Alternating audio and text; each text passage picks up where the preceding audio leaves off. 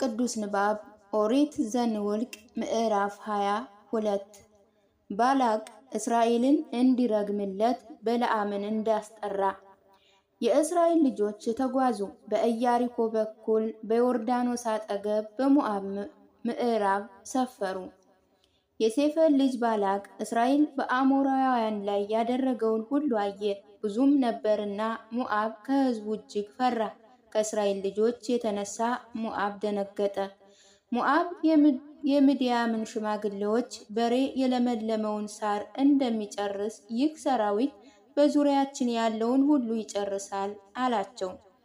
በዚያን ጊዜ የሴፎር ልጅ ባላቅ የሞዓብ ንጉሥ ነበር። በወንዙ አጠገብ ባለችው በሕዝቡ ልጆች ምድር በፊቱ ወደ ተቀመጠው ወደ ቢኤር ልጅ ወደ በለዓም እነሆ ከግብፅ የወጣው ሕዝብ አለ፣ እነሆም የምድሩን ሁሉ ፊት ሸፈነ፣ በአቅራቢያችንም ተቀምጧል። አሁንም ይህ ሕዝብ ከእኔ ይበልጣልና ልዋጋቸው ከምድሪቱም ላሳድዳቸው እችል እንደሆነ ና እርገምልኝ፣ አንተ የመረከው ምሩቅ የረገምከው እርጉም እንደሆነ አውቃለሁና ብሎ ይጠሩ ዘንድ መልእክተኞችን ላከ። የሞዓብ ሽማግሌዎችና የምድያም ሽማግሌዎችም የምድሪቱን ዋጋ በእጃቸው ይዘው ሄዱ፣ ወደ በለዓም መጡ። የባላቅንም ቃል ነገሩት። እርሱም ዛሬ ሌሊት በዚህ እደሩ፣ እግዚአብሔር የሚነግረኝን እነግራችኋለሁ አላቸው። የሞዓብ አለቆችም በበለዓም ዘንድ አደሩ። እግዚአብሔር ወደ በለዓም መጥቶ እነዚህ በአንተ ዘንድ ያሉ ሰዎች እነማን ናቸው? አለው። በለዓምም እግዚአብሔር እንዲህ አለው፣ የሞዓብ ንጉሥ የሴፎር ልጅ እንዲህ አለ። የሞዓብ ንጉሥ የሴፎር ልጅ ባላቅ እንዲህ ሲል ወደ እኔ ልኳቸዋል። እነሆ ከግብፅ የወጣ ሕዝብ የምድርንም ፊት ሸፈነ፣ በአቅራቢያዬ ተቀምጧል። ምናልባት እዋጋውም አሳድደውም ዘንድ እችል እንደው አሁንም ና እነርሱን እርገምልኝ፣ እግዚአብሔር በለዓምን ከእነርሱ ጋር አትሂድ፣ የተባረከ ነውና ሕዝቡን አትርገም አለው። በለዓምም ሲነጋ ተነስቶ የባላቅን አለቆች ከእናንተ ጋር ሄድ ዘንድ እግዚአብሔር አልፈቀደልኝምና ወደ ጌታችሁ ሂዱ አላቸው። የሞዓብ አለቆች ተነሱ፣ ወደ ባላቅ መጥተው በለዓም ከእኛ ጋር ይመጣ ዘንድ አልፈቀደም አሉት። ባላቅም ደግሞ ከነዚያ የበዙና የከበሩ ሌሎች አለቆችን ሰደደ። ወደ በለዓምም መጥተው የሴፎር ልጅ ባላቅ እባክህ ወደ እኔ መምጣት ችላ አትበል፣ ክብርህን እጅግ ታላቅ አደርገዋለሁና የተናገርከውን ሁሉ አደርግልሃለሁ፣ ና ይህን ሕዝብ እርገምልኝ ብሏል አሉት። በለዓምም መልሶ የባላቅን አለቆች ባላቅ በቤቱ የሞላውን ወርቅና ብር ቢሰጠኝ በትንሹ ወይም በትልቁ ቢሆን የአምላኬን የእግዚአብሔርን ቃል እተላለፍ ዘንድ አይቻለኝም። አሁንም እግዚአብሔር ደግሞ የሚነግረኝን አውቅ ዘንድ ዛሬ ሌሊት ደግሞ እዚህ ደሩ አላቸው። እግዚአብሔር ወደ በለዓም በሌሊት መጥቶ ሰዎቹ ይጠሩህ ዘንድ መጥተው እንደሆነ ተነስ፣ ከእነርሱ ጋር ሂድ፣ ነገር ግን የምነግርህን ቃል ታደርጋለህ አለው። በለዓምና አህያው። በለዓምም ሲነጋ ተነሳ፣ አህያይቱንም ጭኖ ከሞዓብ አለቆች ጋር ሄደ። እርሱም ስለሄደ እግዚአብሔር ተቆጣ። የእግዚአብሔርን መልአክ ሊያሰናክለው ተነሳ። እርሱም በአህያይቱ ላይ ተቀምጦ ነበር፣ ሁለቱም ብላቴናዎች ከእርሱ ጋር ነበሩ። አህያይቱም የእግዚአብሔር መልአክ በመንገድ ላይ ቆሞ የተመዘዘ ሰይፍ በእጁ ይዞ አየች። ከመንገዱም ላይ ፈቀቅ ብላ ወደ ሜዳው ውስጥ ገባች።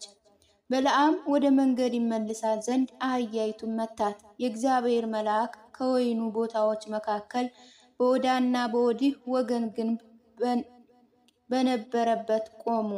አህያይቱ የእግዚአብሔርን መልአክ አይታ ወደ ቅጥሩ ተጠጋች፣ የበለዓምንም እግሩን ላጠችው፣ እርሱም ደግሞ መታት። የእግዚአብሔር መልአክ ወደፊት ሄደ፣ በቀኝና በግራ መተላለፍም በሌለበት በጠባብ ስፍራ ቆመ።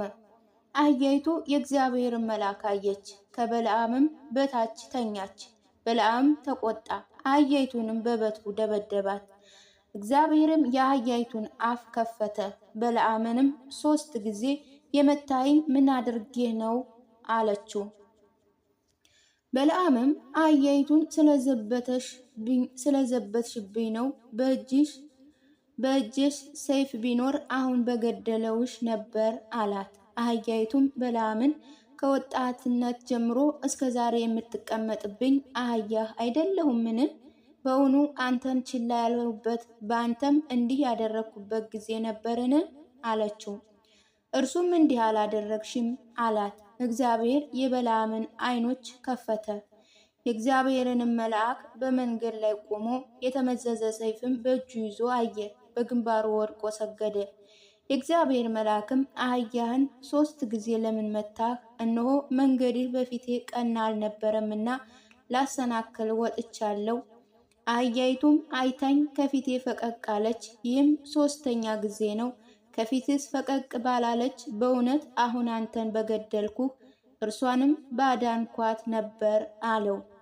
በለዓምም የእግዚአብሔርን መልአክ በድያለሁ፣ አንተ በመንገዴ ላይ በፊቴ እንደቆም ካላወቅኩም እንግዲህ አሁን አትውደድ እንደሆነ እመለሳለሁ አለው። የእግዚአብሔር መልአክም በለዓምን ከሰዎቹ ጋር ሂድ፣ ነገር ግን የምነግርህን ቃል ብቻ ለመናገር ተጠንቀቅ አለው። በለዓምም ከባላቅ አለቆች ጋር ሄደ። ባላቅ በለዓም እንደመጣ በሰማ ጊዜ ከዳርቻው በአንደኛ ክፍል ባለችው በአኖን ዳርቻ ወዳለችው ወደ ሞዓብ ከተማ ሊገናኘው ወጣ። ባላቅም በለዓምን አንተን ለመጥራት የላከውህ አይደለምን? ለምንስ ወደ እኔ አልመጣህም? አንተን ለማክበር እኔ አልችልምን? አለው። በለዓምም ባላቅን እነሆ ወደ አንተ መጥቻለሁ፣ አሁን አንዳችን ነገር ለመናገር እችላለሁን?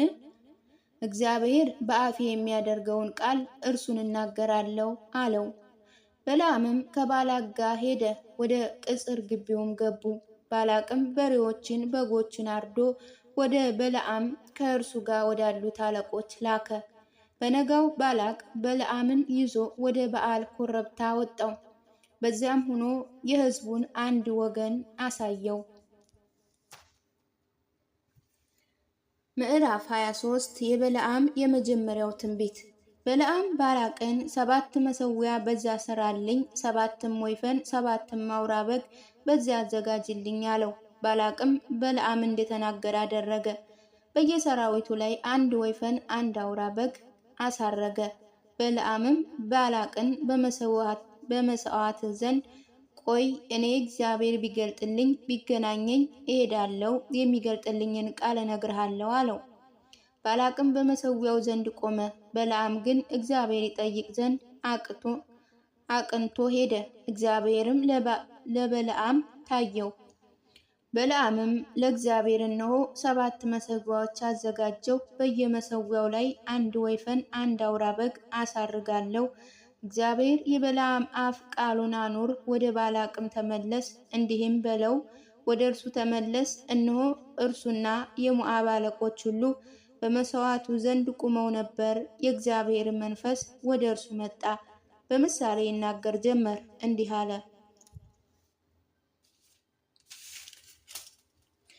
የሞዓብ ንጉሥ ባላቅ ከምስራቅ ተራሮች